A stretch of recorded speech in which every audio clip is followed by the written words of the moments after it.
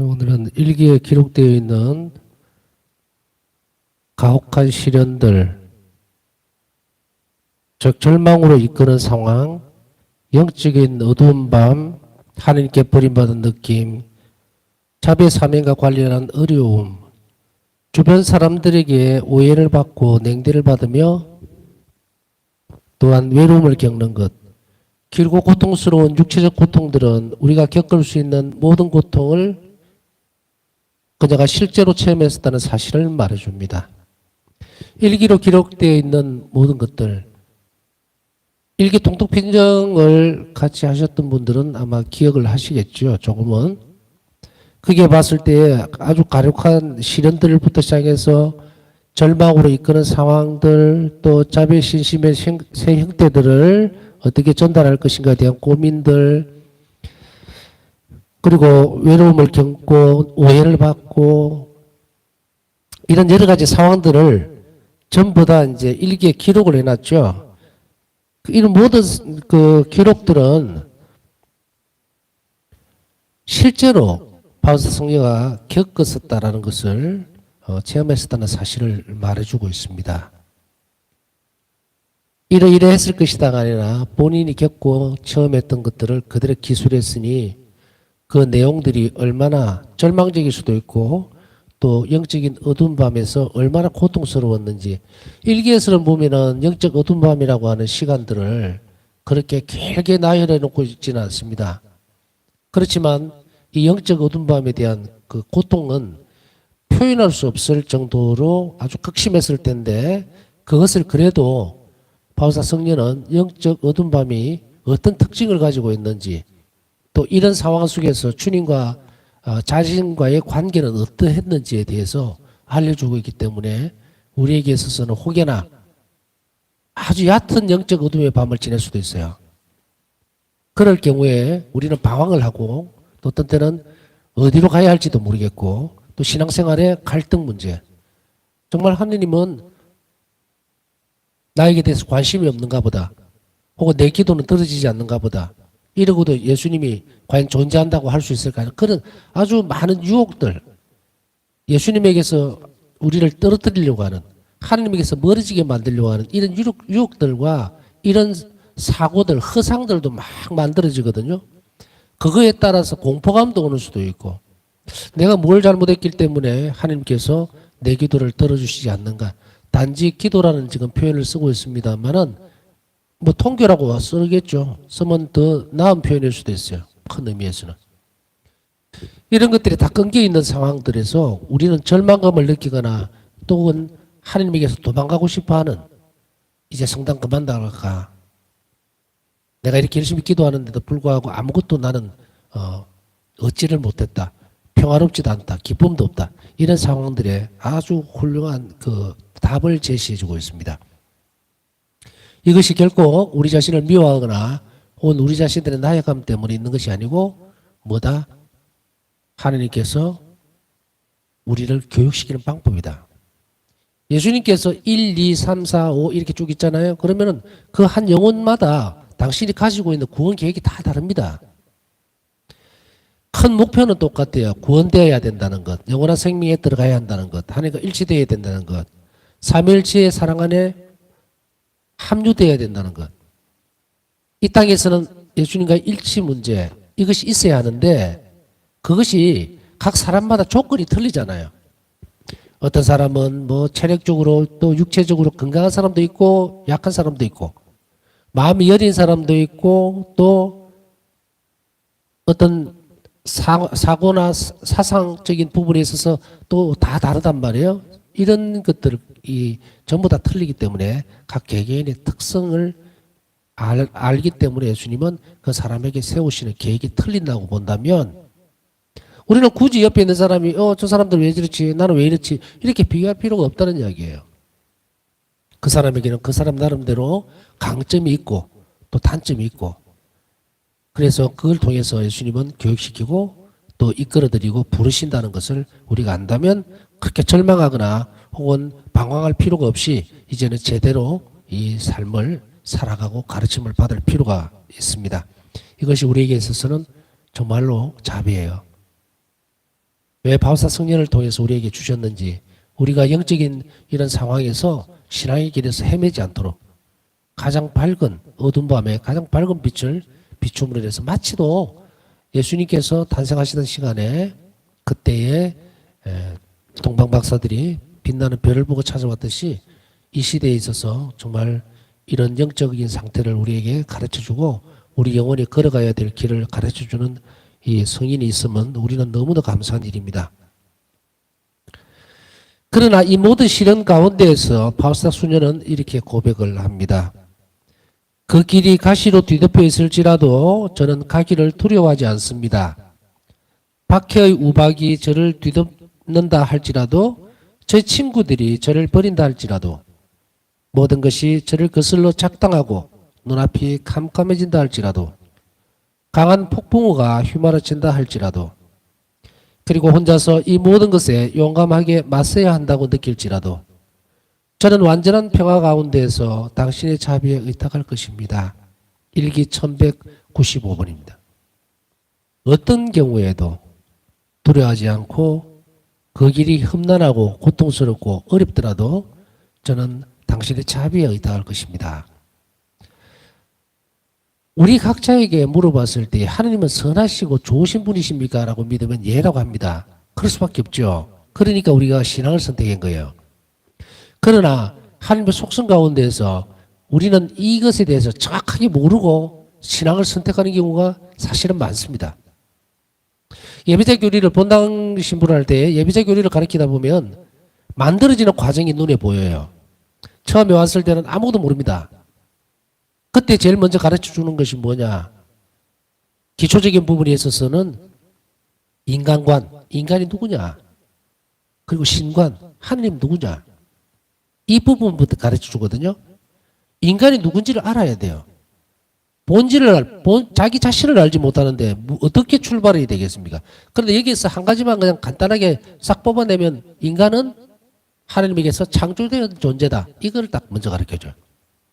그것에 대한 대답이 제대로 되지 않으면 세례 못 주죠. 창조를 믿지 않는데 거기에서 출발을 해가지고 그 다음에 신관, 하느님이 누구신가에 대한 것을 가르쳐 줍니다. 물론 예배자 교리니까 뭉뚱그려서 이렇게 넓은 의미로서 이렇게 가르치긴 하지만 그러나 그 안에서 많은 부분들에서 뭘 강조를 합니까? 하나님의 선하심, 하나님 자비에 대해서 가르치죠. 근데 그때 당시에 가르칠 때는 하나님의 자비에서라는 그 말을 쓰기보다는 하나님의 넘치는 사랑, 그것으로 인해서 우리를 닮은 사람을 만들자. 이렇게 된 거예요. 우리 모상을 닮은 사람 만들자. 그것이 이제 끌어 넘친 거예요. 사랑은 완전해지면 넘치게 돼 있거든요. 그래서 바로 하나님의 속성, 그 사랑에서 넘친 걸로 이렇게 가르쳤는데 그것이 이제 오늘날에는 제가 가르칠 때는 이게 자비다. 이렇게 가르치죠. 그래서 하느님께서 선하신 분이고 또 아버지시고 우리는 하나님의 자녀가 되었다라는 사실을 인지하게 되면 이제 교리가 끝나요. 그러면 거기에서 남는 게 뭐예요? 하느님은 선하신 분이시고 또 사랑으로 나를 창조하셨고 나를 완전하게 사랑하신다는 것까지는 알고 세례를 받는다. 근데 이것도 모르고 세례를 받는 사람도 있습니다. 왜요? 왜 그럴까요? 신망의 3덕이 주어지지만 신덕하고 망덕만 키워져 있는 상태. 믿음만으로도 따라가려고 한단 말이에요. 근데 사랑을 모르니까 성장이 안 돼요. 믿음도 있고 천국에 가고 싶어요. 막 이렇게 하는데 하느님을 더 사랑하고 싶습니다는 열정이 있어야 이게 넘치는데 이 사랑에 대한 부분들이 부족하면 연결이 안 돼요. 하나님과 일치하고 싶어 하는 것. 이게 있어야만 신앙인이 돼요. 신앙생활을 할 수 있다. 물론 신덕과 망덕만 가지고 있다 하더라도 신앙인이 아닐 수는 없습니다. 그러나 경건한 생활을 할 수 있어요. 하나님을 믿고 따르고 마음 안에 희망을 가지고 그런데 정작 제일 중요한 건 뭐예요? 사랑이 있어야 교류가 된단 말이에요. 하나님과 일치되는 지점은 사랑밖에 없어요. 그래서 사랑이 완전한 하느님. 전에도 말씀드렸지만 바울 사도가 뭐라 그랬습니까? 신덕과 망덕, 믿음과 희망, 사랑 그 가운데 마지막에 남을 것은 뭡니까? 사랑입니다. 그러니까 이 사랑으로 교류가 되는 거예요. 그래서 바울사 성령에게 있어서도 이 부분들을 우리가 견뎌낼 수 있던 요인을 살펴보자면 바로 하느님은 자비로운 분이라는 걸 알기 때문에 의탁할 수가 있어요. 그것은 그 의탁의 태도에 있어서 근거가 되는 것은 하나님 선함이에요. 그러니까 저를 죽이신다 하더라도 폭풍우가 밀려오든 뭘 어떻게 하든 간에 내 눈앞에 어떤 상황이 펼쳐지더라도 저는 당신께 의탁합니다. 왜? 그 모든 것이 나를 위한 안배라는 것을 통째로 알고 있었기 때문에. 그렇기 때문에 그것을 두려워하거나 겁내하거나 그러진 않았어요. 물론 공포감이 없을 수는 없습니다.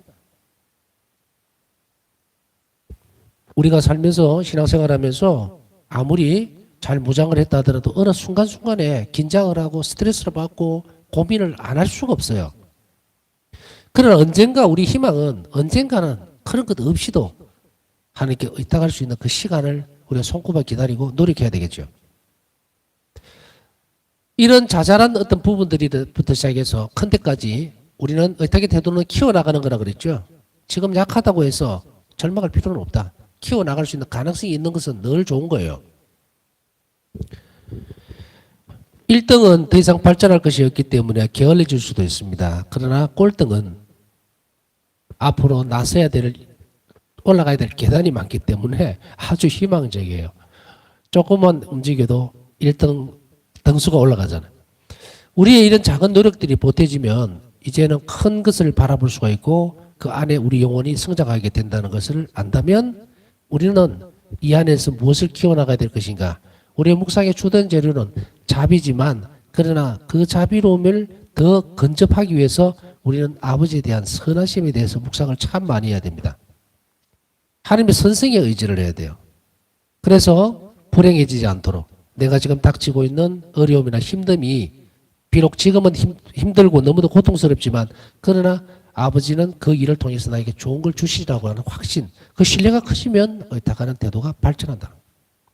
바울사성녀는 이 점을 알고 있었습니다. 어떤 경우에도 하나님은 선하신 분이고 자비로운 분이기 때문에 나는 이거에 맞서 싸워야 된다는 것을 알았어요. 대상을 분명히 알고 있었기 때문에 그것을 상대가 드러나면요 평화로워요. 우리가 늘 불안한 것은 뭡니까? 결과가 안 드러나기 때문에 불안한 거예요. 그런데 우리가 그 내용을 알고 확실하게 이것은 하나님께서 나를 사랑하시기 때문에 주시는 시련이고 그리고 그걸 통해서 좋은 것을 주시리라고 하는 그러한 명확한 확신이 있으면 그 다음에는 평화로워질 수밖에 없어요. 이것을 얘기하는 거예요.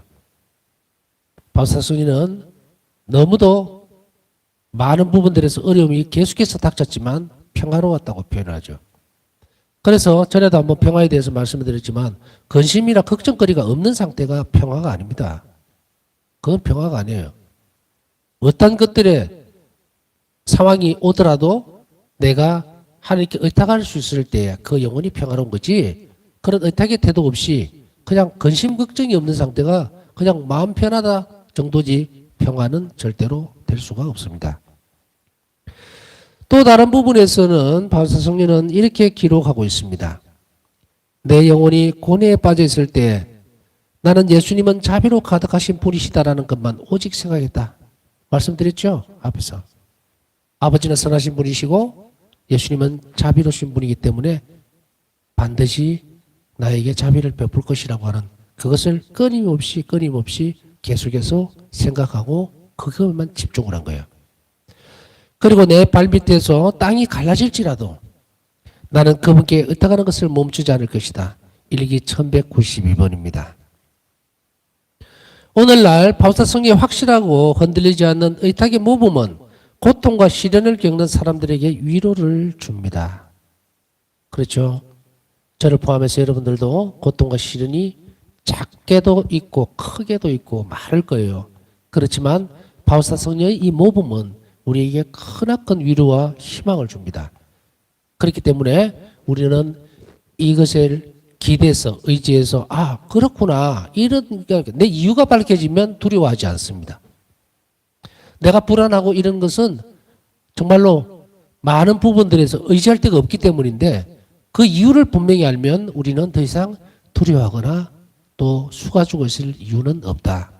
오히려 그것보다는 우리는 끊임없이 하나님의 자비롭다는 것을 되새기고 하나님의 선하신 분이고 자비로 가득하신 분이라는 것을 끊임없이 묵상하고 그것에 대해서 모든 생각들을 집중해야 합니다. 이 집중한다는 것은 어느 한순간에만 되어지는 것이 아니고 매 순간 그렇게 하도록 애를 쓴다면 우리는 많은 위로를 받을 수 있다는 것을 한 번 더 알아들을 수가 있습니다.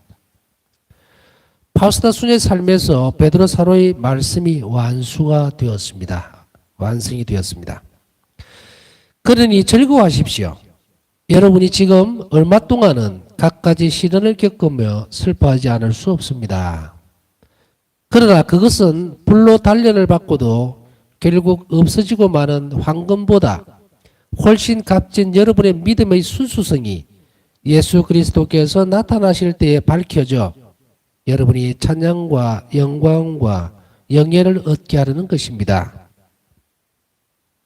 베드로전서 1장 6절에서 7절입니다. 이 말씀이 파우스타 성녀의 삶에서 완수가 되었습니다. 불같은 시험 덕분에 파우스타 수녀의 위대한 의탁은 썩어 없어질 황금보다 더 귀한 모습이라는 게 증명이 되었습니다. 파우스타 성녀의 이런 시험, 영적 시련 이런 부분들을 거쳐나감으로 인해서 정말로 썩어 없어질 황금보다 더 귀한 것이 파우스타 성녀의 안에서 완성이 되어집니다. 더 귀한 모습이라는 게 증명이 되었다는 것은 뭡니까? 이분께서 성인이 되심으로 인해서 확실해졌다는 이야기입니다. 그래서 파우스타 성녀의 삶이나 영성이나 당신께서 보여주셨던 모범의 길을 따를 때 이분이 성인이라는 사실을 절대로 잊지 말아야 합니다. 그렇기 때문에 이 성인이라고 하는 것은 당신의 삶이며 말씀이 전부 다 진실되고 확실하다는 표징입니다. 증거입니다. 그러니 우리는 뭘 해야 된다? 믿고 받아들이고 따라가도록 애만 쓰면 됩니다.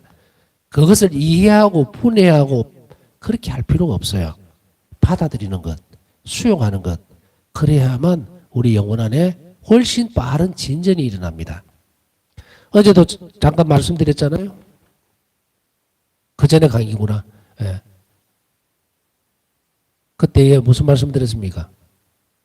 길을 걸어가는데 캄캄하고 앞이 보이지 않는 길에서 돌산을 또 험악한 가시밭길을 우리는 가지 않습니다. 더듬거리고 넘어지고 깨지기는 해요. 그러나 잘 닦인 길을 통해서 우리는 걸어갈 수 있어요. 보이지는 않습니다. 그러나 넘어지더라도 돌이나 바위에 또 큰 어떤 구덩이 같은 데 빠질 위험은 없다. 누구 때문에? 파우스타 성녀의 이 영성의 길, 파우스타 성녀가 보여준 이 모범 때문에 우리는 그렇게 갈 수가 있어요. 자비의 길을. 의탁의 태도를 키워갈 수 있는 그 길이 우리에게는 훨씬 더 수월하게 그렇게 놓여져 있습니다.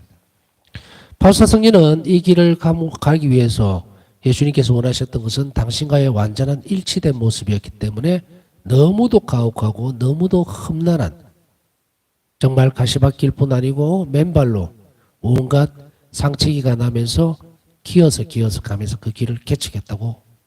그것을 또 예수님은 우리에 대한 자비로움 때문에 이 성인에게 허락하셨다는 것을 안다면 얼마나 우리는 감사하면서 지금 있는 이런 우리가 겪고 있는 어려움, 신앙적인 갈등, 이거 아무것도 아니다. 훨씬 더 빠른 길로 갈 수 있도록 해주셨으니 감사드리면서 우리는 그 태도를 잘 키워나가면 얼마나 우리가 복되다는 것을 알 수가 있을 것입니다. 고통의 십자가에서 파우스타 수녀의 귀한 의탁은 모습을 드러냅니다. 인내. 이것은 오직 시련을 통해서만 탄생할 수 있고 증명될 수 있는 것입니다. 아무것도 없는데 즐거운데 인내할 필요가 없잖아요. 고통스럽고 힘들 때 인내가 필요합니다. 그것을 바로 이 시련을 통해서만 탄생할 수 있다는 것을 증명해 주었습니다. 때로는 우리가 기도하면서 예수님께서 우리 기도를 안 들어주시는 듯이 보일 때가 있어요. 여러 가지 이유가 있겠지만 그러나 그 중에서 하나만 덧붙여 보자면 인내를 우리에게 주시기 위한 거예요. 금방 주고 이러면은 인내심이 생기겠어요? 의타심만 생기지 절대로 안 합니다. 그러나 시간을 늘려버리면 우리는 기다려야 되죠. 그렇기 때문에 그것은 하나님께서 우리를 골탕 먹이거나 애먹이고 안 해주기 위한 것이 아니라 우리의 인내의 덕성을 키워나가기 위해서 그 시간을 우리에게 허락하시는 거예요. 그러나 여기에서 많은 사람들이 떨어져 나갑니다. 에이, 이제 그만할란다. 안 하고 싶어. 하나님은 내 기도 들어주는 것 같지도 않고 내가 그만큼 노력했으면 됐지. 그럴 때는 팁을 하나 드리면 기도하시면서 예수님께 그 시간을, 이 시련의 시간을 좀 줄여주시라고 청하셔요. 그러면 하나님은 그 시간을 줄여주실 수 있어요. 물론 꽉 찼을 수도 있겠죠. 그래서 제가 사람들에게 말할 때는 이렇게 이야기를 비유적으로 하나 예를 들어서 그렇게 합니다. 아, 신부님 저는요 기도를 그렇게 몇 년 동안 했는데요 이제는 안 하고 싶어요. 들어주는 것 같지도 않고. 그때는 딱 한마디만 합니다. 당신이 지금 기도한 것이 이제 99%가 됐다면 어쩔 거예요. 이제 1%만 하면 되는데 그 99%, 그 1%를 못 채워서 포기하실 겁니까? 물론 마지막 순간에 언젠가 그 사실을 알게 되면 정말 원통하겠지만 그때는 이미 우리가 죽고 난 이후일 건데 차라리 그렇게 하시는 것보다 주님께 겸손하게 청하십시오. 그냥 주님 너무 힘듭니다. 그러니 이 시간을 좀 줄여주십시오. 그렇게 하면 예수님은 박절하게 안 하실 거거든요. 줄여주시죠. 왜냐하면 그것이 싫어서가 아니잖아요. 너무너무 힘들고 고통스럽고 지쳐버린다고 우리 영혼이 그렇게 하소연을 하는데 그 시간을 줄여주지 않으실 분은 아니다. 없애주지는 못해요. 없애주지는 못합니다. 왜? 없애주면 그 안에 들어간 것도 다 날아가 버려요. 그렇지만은 그 시간이, 그래서 이제 격려를 해주시는 거죠. 그래서 우리는 성령께 귀를 기울이고 주님 은총을 끊임없이 청해야 합니다. 그래서 그 의미를 잘 알아듣고 그리고 이것이 나에게 좋은 것이라고 하는 그것을 영원히 알아들으면 힘들어도 가거든요. 그러나 너무 지치고 힘들 때는 그냥 말하세요.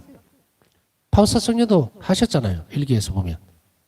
정말로 성체 앞에 납작 엎드려서 주님 너무 괴로워 죽겠습니다. 너무 힘이 듭니다. 이 시련의 시간을 줄여주십시오. 줄여주십시오라는 말은 제 말입니다. 뭐 의미를 보면은 그렇게 안 했을까 하는 생각이에요. 그러나 바울사 성령께서는 그 시간을 단축시켜달라는 말씀을 절대로 하지는 않으셨어요. 왜냐하면은 당신의 일기 전체를 보면은 그게 그렇게 하시지 않으실 거라는 건 우리가 알죠. 그러나 우리 같은 사람들은 좀 줄여주세요라고 해도 들어주시라고 저는 생각합니다. 너무도 힘들고. 왜냐하면 예수님은 진솔한 영혼에게 항상 열려져 있는 자비로 다가오시기 때문에 그렇게 진솔하게 주님과 더 많은 얘기들을 더 깊이 있는 관계를 맺도록 애를 쓰시면 그 의미도 알아듣고 또 그 시간이 나에게 줄어드는, 그래서 그것이 이루어지는 시간들을 우리는 체험을 할 수가 있을 겁니다. 그러나 가장 중요한 것은 그 의미 자체를 분명하게 하는 것이 중요합니다. 고통이 싫어서가 아니고 밀어내고 싶어서도 아니고 너무 지치고 힘들 때에 그저 와서 우리 영혼의 사정을 말씀드려라, 말해라 나에게. 그렇게 하신 것에서 제가 이렇게 풀어서 말씀을 드리는 겁니다. 극심한 고난과 고통 때문에 체념이나 낙담에 빠질 수도 있다. 그러나 의탁은 이러한 것에 맞서 하나님의 돌보심을 굳게 믿는다. 극심한 고난과 고통 때문에 체념이라든지 낙담에 빠질 수 있습니다. 그러나 그 체념과 낙담을 이겨낼 수 있는 것은 뭡니까? 바로 하나님의 돌보심을 굳게 믿는 의탁의 태도가 그것에 맞설 수 있는 무기입니다. 체념이라든지 낙담이라든지 그것에 빠져들면 안 됩니다. 그것에 맞서야 돼요. 그러기 위해서는 하나님께 더 많은 돌보심을 믿고 의탁하는 것을 키워나가면서 맞서도록 애를 쓰라는 이야기죠. 그러한 영혼은 하나님께 의탁하고 의탁한 덕분에 하나님께서 자신을 부르시는 목적에 도달할 수 있게 된다. 부르시는 목적에 도달할 수 있다는 것, 이 말씀은 아까 드렸습니다. 10명의 사람이 있다면 1번부터 10번까지 각자에게 전부 다 부르심이 다릅니다. 그 목적에 합당하게 되기 위해서는 바로 이 의탁의 정신을 공통적으로 가질 필요가 있죠. 예배직의 사람은 있을 수가 없다는 이야기입니다. 그 목적에 합당하게 도달하기 위해서는 의탁이라는 것이 반드시 필요합니다. 시련은 그 영혼을 두렵게 하지 못하며 오히려 그 영혼의 매일의 양식이 된다. 일기 146번입니다.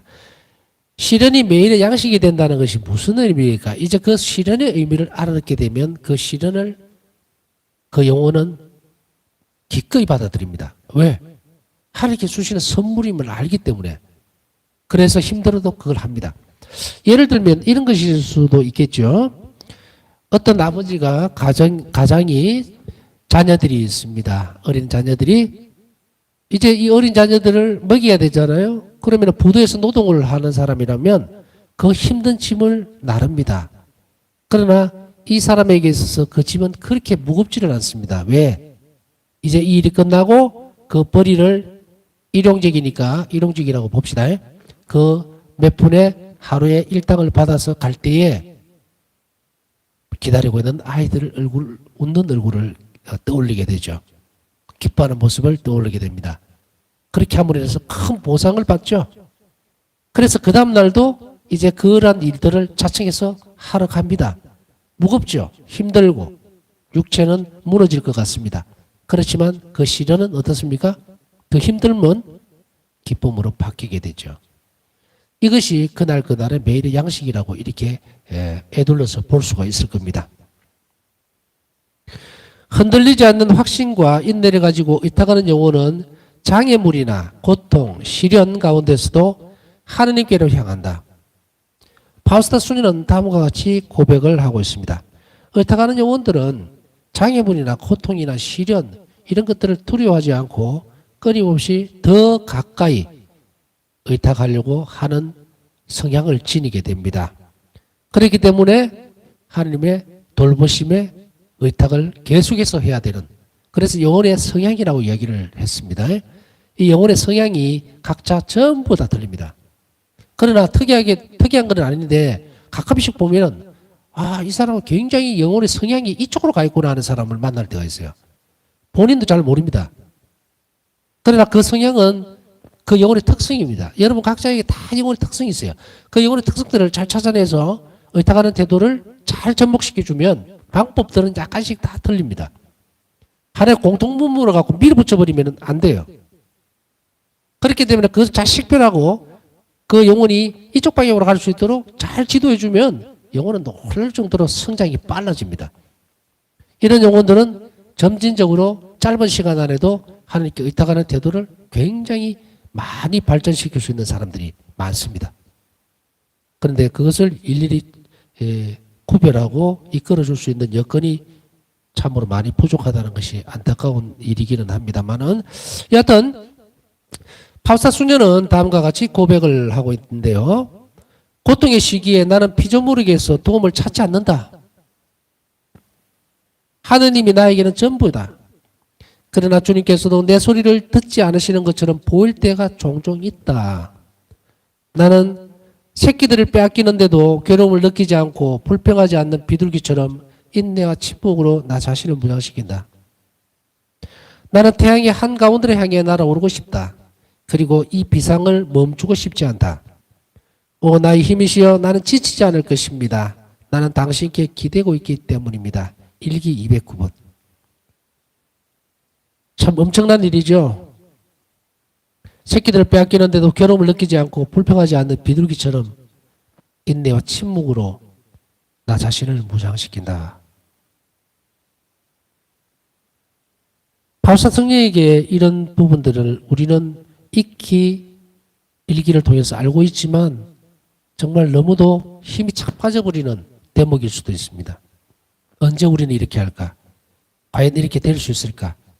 그러나 파우스타 성령은 당신에게 있어서 이러한 부분들을 우리에게 가르침으로 해서 우리도 할 수 있다는 것을 분명하게 하고 있습니다.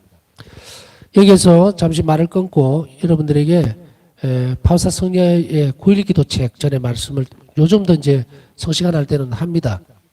그 기도 바치세요.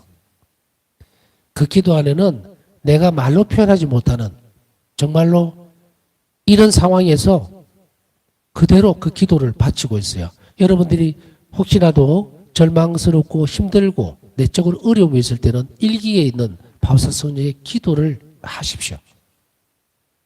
내 기도를 할 수 없을 때는 이 바우사 성령가 온 영혼으로 쥐어짜듯이 의탁하는 태도를 가지고서 믿음으로 바쳤던 기도를 바치실 때에 엄청나게 큰 위로와 힘을 받는다는 것을 알 수가 있을 겁니다. 그래서 일기 209번에 있던 이 부분들을 우리는 왜 이렇게 할 수 있었는지 그 근간이 되는 것을 쭉 살펴보았습니다. 다음 시간에는 바우사 수녀의 생애에서 의탁의 성장, 바우사 성녀의 생애에서 의탁은 어떻게 성장해 왔는지 또 어떻게 의탁을 성장시켰는지 살펴보도록 하겠습니다. 남은 시간 우리도 오 나의 힘이시여 저는 지치지 않을 것입니다. 저는 당신께 기대했기 때문입니다. 라는 고백을 매 순간 할 수 있는 나를 주십사 하고 청하면서 남은 시간 묵상하도록 하겠습니다.